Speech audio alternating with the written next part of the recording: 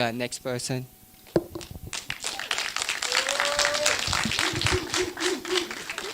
Thank you, Chetan. Good evening, everyone. I'm Jessica, and I'm going to continue with our interpretation of the results which were presented by Chetan.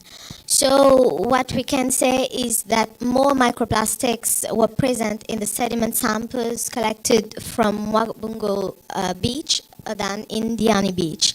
And the possible reasons are that there are several factors combined, such as the status of the beach as a premier tourist destination that attracts significant investment in beach upkeep and management.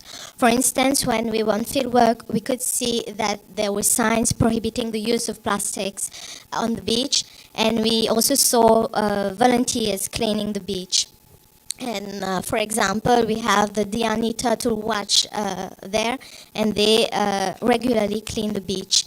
During our community survey, we also found out that the local community in Diani are also involved in cleaning the beach. On the other side, during our visit to Mwabungo Beach, we could observe more human activity, which may explain the higher level of pollution. And to explain the colored microplastics that were found predominantly, blue, red, brown on both beaches, we would say that it is microplastics originating from anthropogenic sources such as plastic packaging materials, bottle caps, fishing equipment, and consumer products. And finally, the presence of plastic nodules on Mwabungo Beach suggests that the place is not only contaminated with degraded plastic materials, but also with primary microplastics that are produced by the industry. So my colleague here, Freeman, will continue with our results for the community survey. Thank you.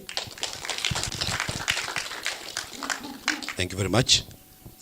As we've heard, the situation that we have experienced, we also wanted to know the communities living in these areas, like how are they reacting to this situation, what are the current initiatives in place, which we would like to understand so that we could understand how well we're going to combat the situation of plastic pollution.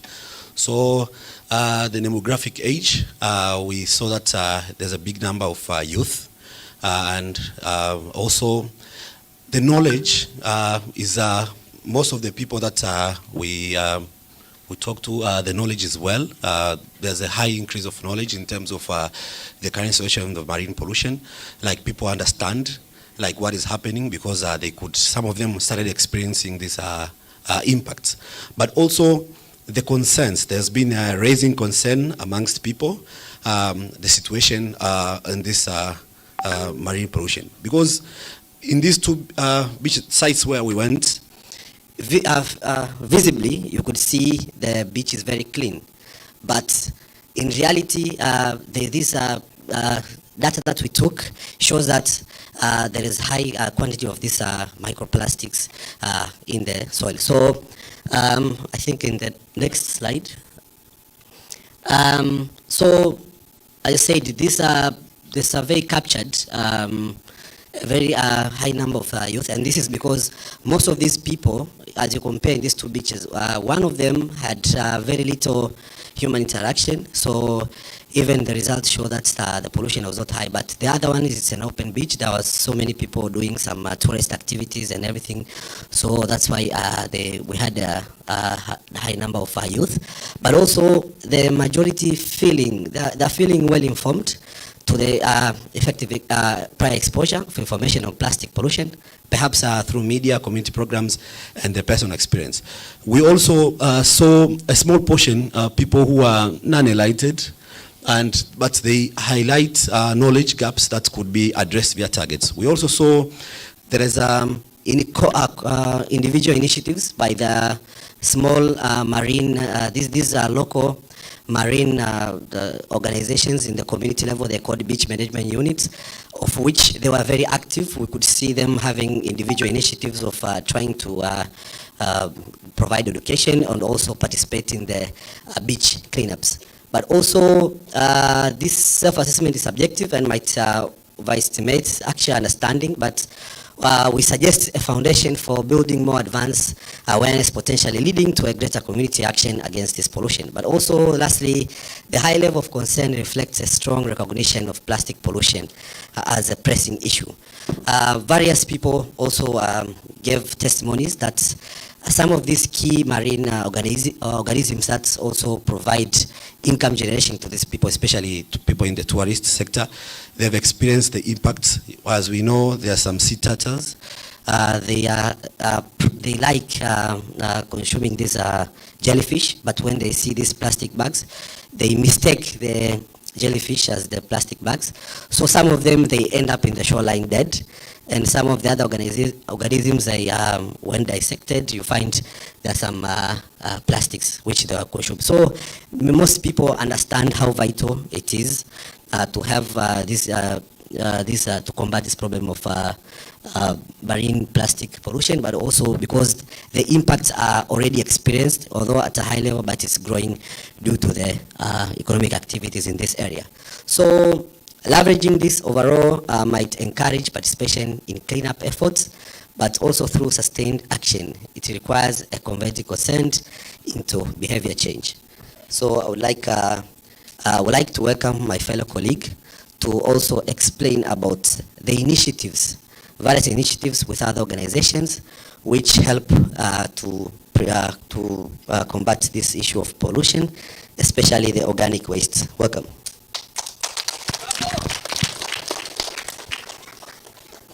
Thank you so much. Move next, please. So we also had the privilege of visiting ERI Kenya. ERI stands for Health and Environmental Research Institute. It's located in Diani, that is southern coast. And at ERI Kenya, they use black soldier fly, which is BSF, to convert organic waste into usable or valuable fertilizer and animal feed. So as part of marine pollution, we know that along the Diani coastline, there are many hotels there. So if we can convert the huge amount of organic waste from food that is generated by the hotels, we can solve the issue of pollution, that is marine pollution, by other contaminants apart from plastics, which was what the work focused in our group. At the site visit, we were taken around what goes on once the waste arrives at the BSF facility, and the BSF is able to convert the waste to organic manure and fertilizer. And we were told that the value of the organic manure from the organic fertilizer from the BSF is slightly cheaper compared to the synthetic fertilizer. So by utilizing the beneficial factors of the BSF, we can have fertilizer and then also contribute to food security. Another output from BSF in decomposing the food waste is generation of feed for poultry. We know poultry farming is very expensive in terms of feeding, and if you can use percentage of the food from the BSF, which is organically generated, we can reduce the costs and also have economic impact on the communities. So this is what we encourage others, different countries and also regions to adopt. It's something that can be used in management of waste and waste reduction. And move next, please. So so that is one of the pictures we took from the facility. Move next. So in summary, what can we conclude from the studies that although the beaches at Diani and Mabugo are clean, there were detectable amounts of plastics in certain low levels, but now that calls for need to further analysis to identify what could be the possible composition of those plastics. And also there's also need plastics and also create awareness that everybody becomes a change maker in the fight against marine pollution and plastics. And there is this quote that says that plastics are persistent and they live long. But we humans, we generate them and the nature cannot like digest them. So as other group talked about nature-based solution, there is no nature-based solution already reported for plastic degradation. So it's our effort to prevent usage of plastics if possible and adopt more biodegradable options. I now welcome my colleague to give final summary. Thank you so much, my group members. Thank you, the members of FLOW. One thing to close with, we are all here not safe from plastic. And every one of us is responsible to fight against single-use plastic products. We here given today the reusable or refillable water bottles. Please, take use of that. Please keep it. From now on, take a pledge to stop using single-use products. Thank you so much, our host, for providing us with such a valuable resource. And we, as a marine pollution and a plastic group, we have one word to you as we go. If I say plastic, you all have to say plastic punch. Are you ready? Are you ready? Can we stand up, please? I know you guys are tired. So we all here are born with energy. So we have to use that energy to close this session. Please, get yourself warmed up.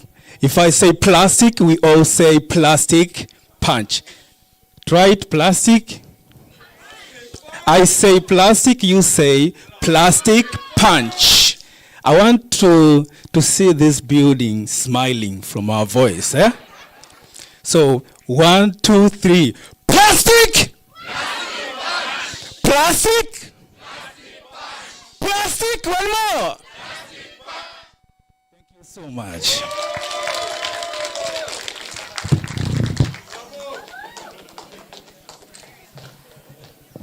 Wow, wow, wow. Bravo, bravo, bravo. Plastic! Thank you. Thank you very much. That was awesome. I think we have come to the end of the presentations. Or is there another group? Are you sure? If there is no any other group, maybe I can welcome our facilitators if they have 1 or 2 items to share before we close this session. Otherwise, thank you very much for your courtesy and cooperation. It was a nice session all over. Welcome, Dr. J.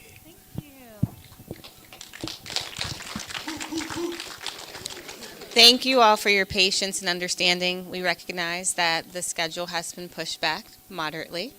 So what we're going to do is be extremely efficient together. What that looks like is instructors, I need you to come down so you can get on the first bus back, refresh, so we can get you all ready for the ceremony. And then we'll start loading the bus back in groups. It will take time, so please take selfies, get contact information, decide what you're going to do next to work together. Also, if you have changed your project track since we assigned it to you, that is essential for your certificate that we are going to give you. Gabriel, can you please raise your hand? Gabriel's in the back. Please go to Gabriel in the back and let him know if you have changed your project track so that we can update our records and get you the appropriate certificate. What questions do you all have? I would like to see the best dancing that you have done all week tonight. Don't be shy. We're about to get ready to party. Okay, wonderful. Oh, one other thing, certificates. There's going to be an assessment that I will send out, or Gabriel will send out to everyone. To receive your certificate, you have 1 week to complete the assessment. Everyone must complete the assessment. It is based on your project group. It is something that you will be able to complete as long as you are engaged and involved this week. So look out for that assessment. Once that has been processed, we will be getting out all of the certificates. So we'll have updates around that, but you will have to complete that assessment and that will be shared out to you. About the transport, which everyone has registered. Lastly, how many of you need transportation to the airport? Raise your hand. Wonderful. We want to get you there. So please make sure you have registered your transportation information in the link that was shared in the WhatsApp.